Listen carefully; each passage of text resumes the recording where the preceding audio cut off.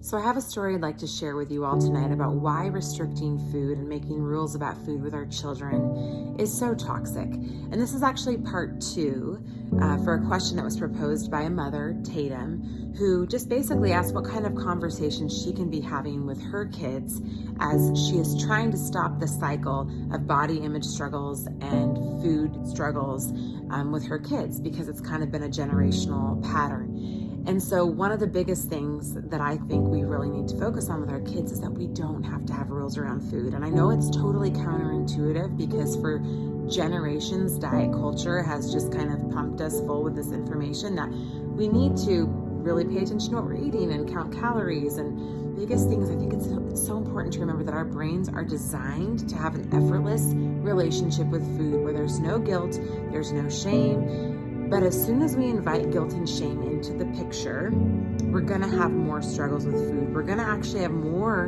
desires to binge than if we just had a rule of like anything and everything in moderation. So here's the story.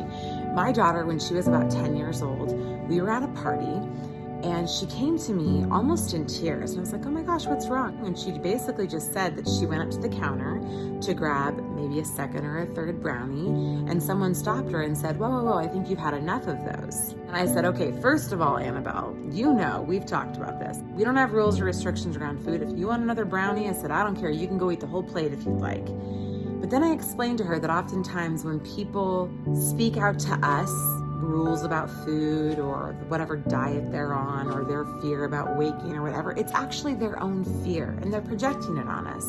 So that particular person, I explained to her, probably was afraid to eat too many brownies for themselves and for some reason thought they were doing her a favor by drawing the line in the sand for her too. And she was able to understand that.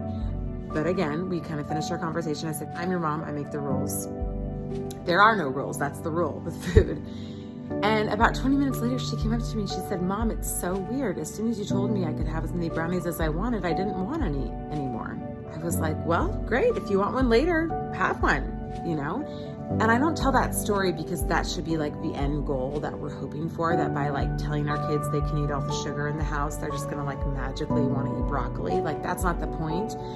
The point is, when you get rid of the rules and the shame and the guilt around food, we really have more of a freedom to make a decision for what our body wants, right? We kind of get back into the intuitive part of eating instead of the shame and the guilt that often is the thing that drives binging.